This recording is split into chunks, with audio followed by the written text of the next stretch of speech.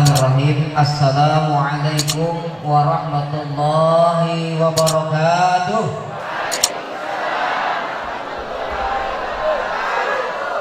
Alhamdulillahi rabbil alamin alladzi nawwara qulubal arifin wa ja'alna sakinatan fi qulubil mu'minin. Wassalatu wassalamu ala sayyidina wa maulana Muhammadin wa ala alihi wa ashabihi alladzina i'tasimu bihablillahil mubin. Allahumma aftah lana bi futuhil arifin. Allahumma aftah bainana wa baina qaumina bil haqq wa anta khairul fatihin. Rabbi israh li sadri wa yassir amri wa hlul 'uqdatam min lisani yafqahu qawli bi rahmatika ya arhamar rahimin. Ya hadratin nabiyil mustafa Muhammadin sallallahu alaihi wasallam wa ala alihi wa ashabihi wa azwajihi wa dzurriyyatihi ajma'in sayyidina lahum al-fatihah.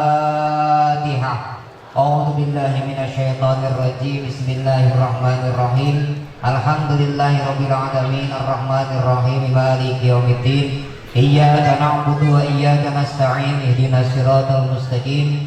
Siratal ladzina an'amta 'alaihim ghairil maghdubi 'alaihim waladdallin. Amin. Allahumma shalli 'ala sayyidina Muhammadin nuril izzati bisairil asma'i wa sifat. Allahu hadiri, Allahu nadiri, Allahu syahidun alayya, Allahu ma'i, Allahu mu'ini, huwa bikulli syai'in muqim.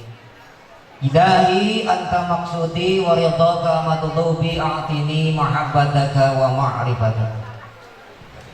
Ayuhal hadirun kaum muslimin wal muslimat hadanallahu wa iyyakum ajma'in. Yang paling utama dan yang terutama, mari kita panjatkan puja dan puji syukur kehadiran Allah Subhanahu wa taala atas curahan dan limpahan nikmat yang Allah berikan kepada kita melalui nikmat Islam, iman, ihsan, sehat walafiat. Allah berikan kekuatan dan kemampuan kepada kita sehingga pada kesempatan pagi hari yang cerah ini, insya Allah secerah kalbu kita, secerah hati kita, secerah mindset dan pola pikir kita, secerah kehidupan kita kelak di yaumul qiyamah hingga di hadapan Allah Subhanahu wa taala. Kita bisa sama-sama hadir, duduk bersimpuh bersilaturahim di majelis yang mulia, di tempat yang agung yang dijadikan oleh Allah sebagai tempat sarana kita untuk membekali diri menuju rahmat dan ridhonya Allah Subhanahu wa taala melalui memperingatinya kita kelahiran baginda Nabi Muhammad sallallahu alaihi wasallam.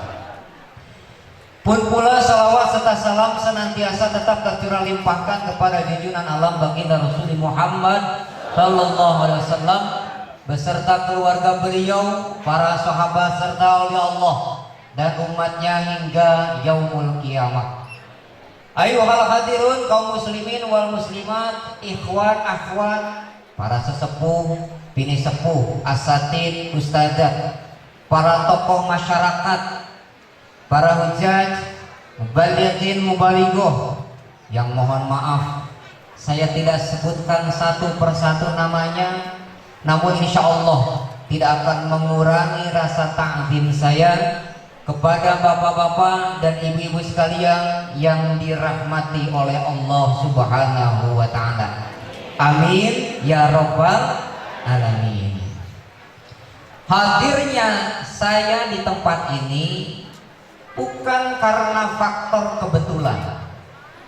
Bisa berkenannya hadir saya di majelis yang agung ini, di tempat yang insya Allah ini tempat dipilih oleh Allah di dalam Al-Quran surah An-Nur. Fi buyutin adzinallahu an turfa'a wa yudhkara fi hasmuh. Al-ayat. Allah berikan kewenangan, Allah izinkan di dalam tempat-tempat majelis-majelis rumah-rumah yang diisi oleh orang-orang yang mengingat Allah, orang-orang yang berzikir kepada Allah, orang-orang yang memuliakan mengagungkan Allah, orang-orang yang serta dalam syafaat baginda Rasul Muhammad sallallahu alaihi wasallam. Amin ya rabbal alamin. Ini adalah ketetapan dan ketentuan Allah. Jauh-jauh Bu, saya dari Nederland bisa sampai ke Taman Balaraja khususnya. Umumnya Desa Parahu ya, Pak Ketua. Iya. Ini adalah yang pertama kali saya hadir di tempat ini. Tapi untuk berada di wilayah Taman Balaraja, insya Allah mungkin ada beberapa yang sudah tahu, yang sudah kenal kepada saya. Tapi saya rasa mungkin ibu-ibunya banyak yang belum kenal ya Bu ya. Belum Bu? Kenal? Yakin? Swear? Well? Alhamdulillah. Saya panggilan di dunia maya sih katanya Usbul. Apa ada ya? Oh iya, gede banget itu. Iya, Usbul. Nah, nama Adi Ramdhani. Nah, udah pada kenal, insya Allah.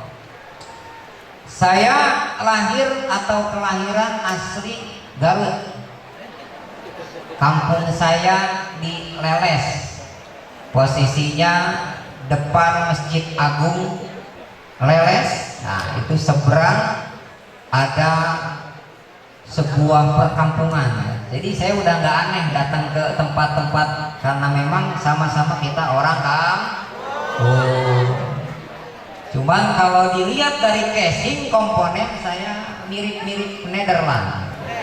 Tapi kalau diajak ngomong bahasa Nederland bingung saya. Karena ada asli lagi orang mah ngomongnya bahasa Sunda weh.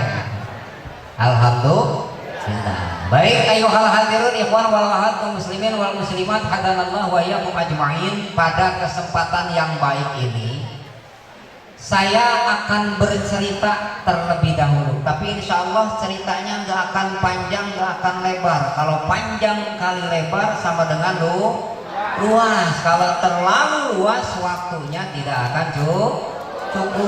Ceritanya singkat saja ya. Demikian cerita yang sudah saya sampaikan. Mana cerita? Kita ini adalah manusia. Disepakati dulu. Benar kita manusia? Bu, benar nggak Bu? Ibu manusia? Bapak Ibu manusia? Kita adalah manusia. Tahu artinya manusia? Ada yang tahu artinya manusia? Boleh, itu manusia bahasa Sunda Bu. Ada yang tahu artinya? Ya. Alhamdulillah. Manusia. Jadi yang namanya manusia itu adalah makhluk nu teu boga naon. Makhluk yang tidak punya apa-apa, makhluk yang tidak diberikan kemampuan apa-apa, makhluk yang memang benar-benar tidak bisa dan punya kemampuan apa-apa. Kenapa kok manusia? Katanya manusia tidak punya apa-apa, tetapi kok banyak manusia yang menjadi pemimpin, yang menjadi ustadz, yang menjadi kiai, yang menjadi presiden. Itu adalah sebutan dari makhluk manusia itu sendiri. Hakikatnya manusia itu tidak punya apa-apa, tidak bisa apa-apa, teboga naon. Sok saya mau tanya, silahkan yang bisa jawab ngacung ya. Ketika kita dilahirkan ke dunia, apakah kita dalam keadaan telanjang atau berpakaian lengkap? Telanjang atau berpakaian lengkap? Apakah ketika kita lahir ke dunia muncul dina bahasa nama ujug-ujug bisa ngomong? Ada nggak? Mayoritas ketika lahir yang keluar dari mulut kita adalah menangis. Jelas. Maka Allah Subhanahu wa Ta'ala memberikan 4 fasilitas untuk manusia supaya ini manusia bisa benar-benar menjadi sosok makhluk yang diinginkan oleh Allah, mendapatkan hak prerogatif dari Allah, mendapatkan ridho dan rahmat Allah, mendapatkan syafaat dari Allah melalui baginda Rasulullah Muhammad sallallahu alaihi wasallam. Mana 4 fasilitas itu? Yang pertama arsalah, yang kedua rasulah, yang ketiga al-huda, yang keempat ad-dinil haq. Dari 4 ini Allah siapkan apa? Liyudhhirahu 'ala dini kullihi wa kafa billahi shahidan. Yang pertama adalah arsalah, artinya kewenangan Allah. Tanpa ada kewenangan Allah, tanpa ada ketetapan Allah, tanpa ada qudrah dan iradah Allah, maka apapun yang kita inginkan tidak akan bisa terrealisasi. Lalu yang kedua arsalah. Dari arsalah turun lagi yang kedua rasulah, yaitu utusan Allah. Siapa yang dipilih oleh Allah sebagai utusannya sama dari makhluk yang namanya manusia. Tetapi manusia ini adalah manusia terbaik, manusia pilihan Allah, manusia yang menjadi kekasih Allah, dan satu-satunya manusia yang dipilih sebagai nabi dan rasulnya yang mendapatkan kewenangan untuk memberikan syafaat, yaitu baginda Rasulullah Muhammad sallallahu alaihi wasallam. Lalu yang ketiga adalah al-huda, artinya petunjuk, bimbingan, arahan, supaya manusia tidak salah jalan, supaya manusia tidak tersesat, supaya manusia berada di dalam keinginan, ketetapan, rahmat dan ridhonya Allah Subhanahu wa Ta'ala. Namanya juga manusia, manusia, teboganan nama. Jadi benar-benar oleh Allah difasilitasi dengan petunjuk yang Allah berikan melalui utusannya di dalam sebuah wadah dikemas yang disebut dengan ad-dinil haq, agama yang benar.